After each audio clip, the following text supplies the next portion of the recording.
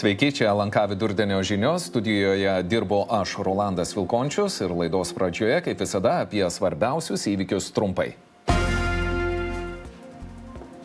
Prezidento rinkimams artėjant Niuksas Nausėdai. Paskutinė apklausa rodo, kad jo palaikymas smuko net 10% punktų. Aiškinamės, kurio iš konkurentų populiarumas paaugo labiausiai. Prokuroras Jonavos rajono merui Sinkevičiui siūlo skirti ne tik 1000 baudą, bet ir uždrausti toliau dirbti meru. Po 3 savaitės trukusių masinių protestų Sakartvelo parlamentas vis tiek pritarė užsienio įtakos įstatymo projektui. Kritikai ir protestuotojai šįsyk vaikyti ir guminėmis kulkomis ir lazdomis. Tyrimas atskleidė, kad šiemet privačiose gydymo įstaigose apsilankė net trečdalis šalies gyventojų, kodėl lietuviai vis dažniau pagalbos ieško nebe valstybinėse įstaigose.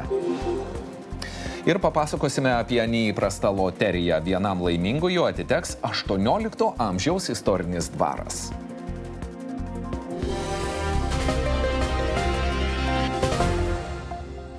Dabar apie viską išsamei. Iki prezidento rinkimų likus mažiau nei 2 savaitėms prezidentiniuose reitinguose netikėti pokyčiai.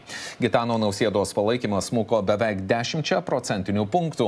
Savo ruožtų palaikymas Nausėdos konkurentams augo, labiausiai Ingridai Šimonytei. Taip rodo naujienų agentūros ELTA užsakymu Baltijos tyrimo atlikta apklausa.